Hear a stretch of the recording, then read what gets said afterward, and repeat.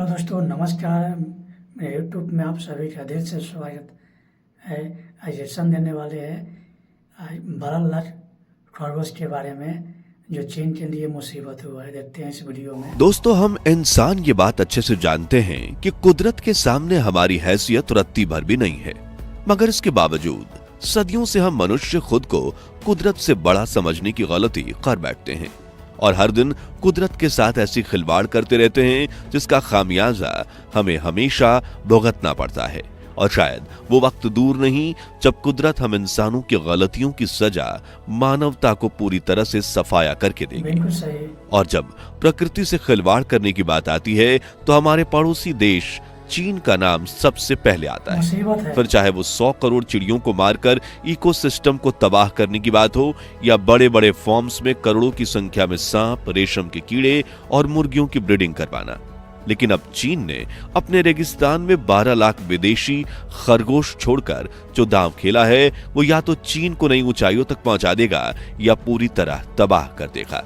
लेकिन सवाल यह है कि आखिर चीन ने लाखों खरगोश खरीदकर उन्हें तपती धूप में मरने के लिए क्यों छोड़ दिया, और चीन के इस कदम ने किस बड़ी मुसीबत को न्योता दे दिया है जो चीन को पूरी तरह तबाह करने की ताकत रखती है, जानेंगे इस वीडियो में। लेकिन उसके पहले हर भारतीय वीडियो को लाइक और चैनल को सब्सक्राइब जरूर कर दीजिए।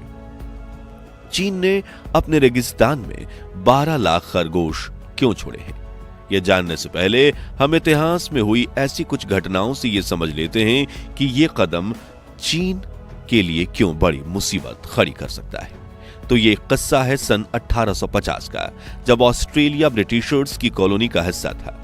हजारों की संख्या में अंग्रेज ऑस्ट्रेलिया जाकर बसने लगे थे और वहां के रिसोर्सेज और पैसों को ब्रिटेन भेज रहे थे, लेकिन उन्हें ऑस्ट्रेलिया की सरजमी पर अपनापन महसूस नहीं हो रहा था।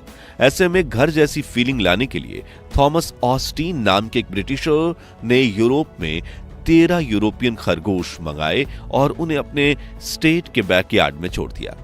लेकिन उसे अंदाजा भी नहीं था कि उसकी ये छोटी सी हरकत इतनी बड़ी तबाही का कारण बनेगी।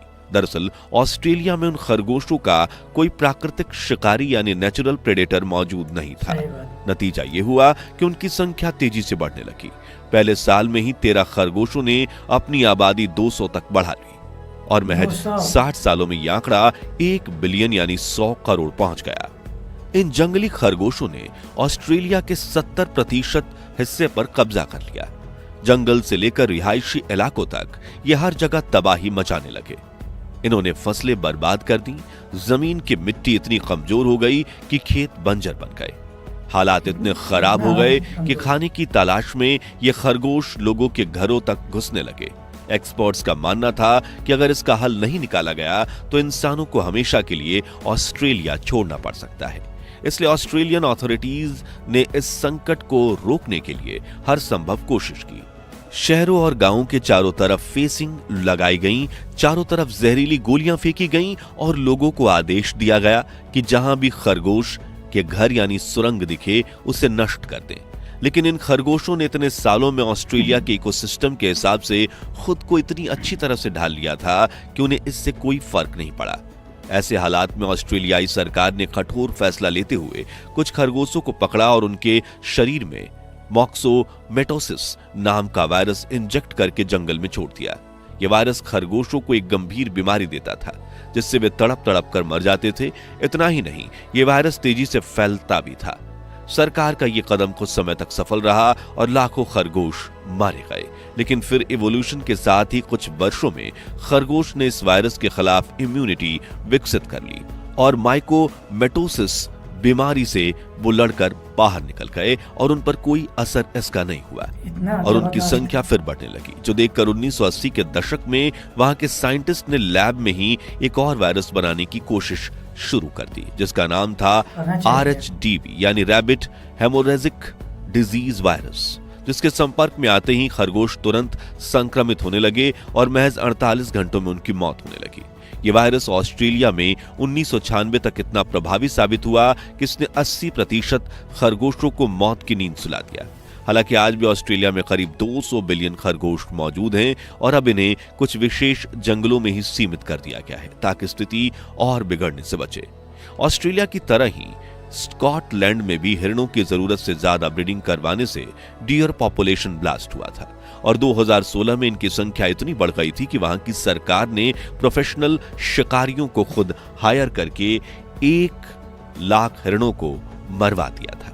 तो अब सवाल आता है कि दुनिया भर में कुदरत और जानवरों से खिलवाड़ करने के इतने उदाहरण देखने के बावजूद चीन ने अपने रेगिस्तान में 12 लाख खरगोश क्यों छोड़े और क्या इसके पीछे उसका कोई सीक्रेट प्लान है? तो इसे समझने के लिए हमें चीन की जियोग्राफी यानी भौगोलिक स्थिति को समझना होगा। दरअसल आज से करीब 40 साल पहले 80 के दशक में चीन का रेगिस्तान 1.7 मिलियन स्क्वायर किलोमीटर बड़ा था, जो कि देश की कुल आबादी जमीन का 9.5 मिलियन स्क्वायर किलोमीटर का लगभग 5वां हिस्सा था। लेकिन 2015 तक ये बढ़कर 2.62 मिलियन स्क्वायर किलोमीटर तक पहुंच गया। इसके अलावा चीन करीब 50% जमीन अब डीपीआर यानी कि डेजर्टिफिकेशन प्रोन जोन बन गया है। कुल मिलाकर चीन का करीब आधा हिस्सा बंजर रेगिस्तान बनने की कगार पर था। बढ़ते रेगिस्तान की वजह से चीन में सूखी रेत की मात्रा बढ़ने लगी और शहरी इलाकों में भी रेतीले तूफान आने लगे। साथ ही हरियाली कम होने की वजह से बारिश की कमी होने लगी और चीन के शहरी इलाके तो भीड़ से इतने खचाखच भरे हुए हैं, ये तो आप जानते ही हैं। इन सभी कारणों की वजह से चीन में रेगिस्तान की सीमा बढ़ने लगी और ग्लोबल वार्मिंग ने अपना असर दिखाना शुरू कर दिया। अब जमीन बंजर थी और पानी की कमी थी। ऐसे में देश के कई इलाकों में खेती हो पाना संभव नहीं रहा।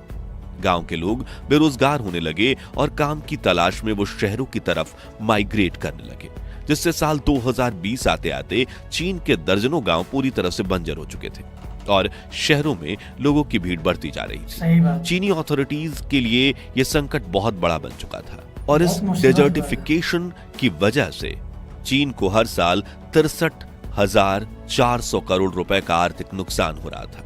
वहीं इसका असर चीन की 30% जनता यानी कि लगभग 40 करोड़ लोगों पर पड़ रहा था। अगर यह स्थिति जारी रहती तो अगले 300 सालों में चीन एक बंजर रेगिस्तान बन सकता था और उसकी अर्थव्यवस्था अर्श से फर्श पर आ गिरती। इस मुसीबत का अंदाजा तो चीन को सन 2000 आते आते ही लग चुका था। उन्होंने रेगिस्तानी इलाकों में पेड़ लगाकर उन्हें हरे भरे जंगल बनाने की कोशिश शुरू कर दी थी, लेकिन इकोसिस्टम ना होने की वजह से वो पेड़ सूख जाते और पूरी मेहनत पर पानी फिर जाता। अब आप कहेंगे कि चीन के बढ़ते रेगिस्तान का 12 लाख खरगोश छोड़ने से क्या कनेक्शन है? तो घटनाक्रम में आगे बढ़ते हुए आपको यह भी समझ आ जाएगा। तो अब जब एफॉरेस्टेशन यानी कि सिर्फ पेड़ लगाने से काम नहीं बन रहा था और चीन में रेगिस्तान बढ़ते ही जा रहे थे, तब चीन सरकार ने वहां के नामी साइंटिस्ट कियान ह्यूजेन से मदद मांगी। कियान और उनकी टीम ने चीन में फैल रहे रेगिस्तान का गहन अध्ययन किया और एक अनोखी तरकीब पेश की। उनका कहना था कि केवल पेड़ पौधे लगाने से समस्या का हल नहीं होगा, बल्कि उस रेगिस्तानी इलाके को एक जंगली इलाके जैसा इकोसिस्टम बनाना होगा। इसके लिए बड़ी मात्रा में पैसे और मैन पावर की आवश्यकता थी, ताकि इस प्रक्रिया से लोगों की आमदनी भी बढ़ सके और इसे लंबे समय तक किया जा सके। चीन की सरकार ने इस विचार को अपनाया और कई बड़े व्यापारियों को इस बंजर जमीन में इन्वेस्ट करने के लिए राजी किया। इसके बाद 3 लाख एकड़ रेतीली जमीन में जंगल बनाने के लिए करीब 8,500 करोड़ रुपए का फंड इकट्ठा किया गया। पैसे मिल चुके थे और टीम भी तैयार थी। अब बाकी था साइंटिस्ट कियान ह्यूजेन द्वारा बताई गई प्रक्रिया का पालन करना, ताकि एक सशक्त इकोसिस्टम तैयार किया जा सके। इसके लिए 3 मुख्य टेक्निक्स का इस्तेमाल किया गया, जो इस प्रोजेक्ट की सफलता के लिए जरूरी थी। पहली टेक्निक थी फॉरेस्टेशन यानी पेड़ लगाना, जिसके तहत चीन प्रशासन ने 3 लाख एकड़ रेतीली जमीन में जंगल बनाने के लिए वहां ऐसे पेड़ लगाने शुरू किए जो रेतीले जमीन में उग सके। इसके बाद दूसरा कदम था खेतीबाड़ी। इसके लिए रेगिस्तान के आसपास के गांव के किसानों को इस जमीन पर खेती करने के लिए प्रेरित किया गया। उन्हें ऐसी फसलें उगाने के लिए कहा गया जो रेतीली जमीन और कम पानी में पनप सके। और अब सबसे इंपॉर्टेंट यानी तीसरा कदम था एनिमल हस्बेंड्री यानी पशुपालन। चीनी वैज्ञानिकों ने सालों तक रिसर्च किया और इन जंगलों में कौन सा जानवर छोड़ा जाए जो नए इकोसिस्टम में पनप सके और अपनी संख्या भी बढ़ा सके, ताकि इनका पशुपालन करने वाले किसानों को भी आमदनी हो सके। और आखिर में चुना गया रेक्स प्रजाति के खरगोश को। लेकिन खरगोश ही क्यों? दोस्तों, इसके मुख्य 2 कारण हैं। पहला तो ये कि रेक्स रैबिट किसी भी परिस्थिति में खुद को ढाल लेते हैं, यानी मुश्किल से मुश्किल हालात में भी सरवाइव करने में सक्षम रहते हैं। वहीं ये खरगोश घास की जड़ों तक को तराशता है, जमीन की मिट्टी में खुदाई करके सुरंग बनाता है और फिर उनमें जाकर नीचे से घास की जड़ें चरने लगता है। इस प्रक्रिया से जमीन और अधिक उपजाऊ होने लगती है। जब जमीन उपजाऊ होती है तो पुराने प्लांट्स से सीड्स गिरते हैं जो खुद ब खुद उगने लगते हैं और इससे फॉरेस्टेशन की प्रक्रिया को मजबूती मिलती है। वहीं दूसरा कारण ये था कि चीन के लोगों को खरगोश का मीट खाना बहुत पसंद है। चीन में हर साल 99 मिलियन खरगोश की ब्रीडिंग और बिक्री की जाती है, जो दुनिया में सबसे ज्यादा है। ऐसे में पशुपालन करने वाले जो किसान खरगोशों को पालने के लिए आगे आते, वो उन्हें बेचकर कुछ पैसे भी कमा सकते थे, क्योंकि एक मादा रेक्स खरगोश साल भर में करीब 40 बच्चों को जन्म दे सकती है। इसलिए चीन ने विदेश से 12 लाख रेक्स रैबिट खरीदकर अपने रेगिस्तान में छोड़ दिए। दिलचस्प बात तो यह है कि चीन को इस योजना के लाभ भी नजर आने लगे हैं। जब इन रैबिट्स को छोड़ा गया तो शुरुआत में उनके लिए 100 किलोमीटर की जगह तय की गई थी और उस 100 किलोमीटर रेगिस्तान में सिर्फ 3% यानी कि केवल 3 किलोमीटर जमीन पर ही वेजिटेशन थी। लेकिन कुछ ही सालों में यह आंकड़ा बढ़कर 84% तक पहुंच चुका है, यानी 100 में से 84 किलोमीटर जमीन अब उपजाऊ हो चुकी है, जहां घास, पेड़ पौधे और फसलें पनप रही हैं। लेकिन अगर इन रेक्स रैबिट ने अपनी संख्या बहुत ज्यादा बढ़ा ली तो ये खरगोश उसी जंगल को रातों रात तबाह भी कर सकते हैं और चीन के शहरी इलाकों में भी फैल सकते हैं। हालांकि कुछ एक्सपर्ट्स का कहना है कि भले ही चीन ने इन रेगिस्तानी खरगोशों के कुदरती शिकारी यानी नेचुरल प्रेडेटर मौजूद नहीं है, लेकिन चीन के लोग इन्हें खा जाने की ताकत रखते हैं। तो अब देखना यह है कि आगे चीन के इस प्रयास का क्या परिणाम होगा और क्या वो संतुलन बनाए रखने में सफल होंगे या नहीं। तो दोस्तों, चीन ने अपने डेजर्ट में 12 लाख रेक्स रैबिट छोड़कर सही किया या गलत? क्या भारत को भी चीन जैसा रिस्की प्लान अपनाकर अपने थार रेगिस्तान को जंगल में बदलने की कोशिश करनी चाहिए या नहीं? कमेंट्स में बताइए। ये वीडियो अच्छी लगी हो तो इसे लाइक और शेयर करके 5100 लाइक्स जरूर करवा दीजिए और ऐसी ही दिलचस्प वीडियोस के लिए हमारे चैनल को सब्सक्राइब करके पास वाली घंटी जरूर बजा दीजिए। जय हिंद, जय भारत। जय भारत। वीडियो लाइक करिए, शेयर करिए, कमेंट करिए। वीडियो आपको कैसा लगा?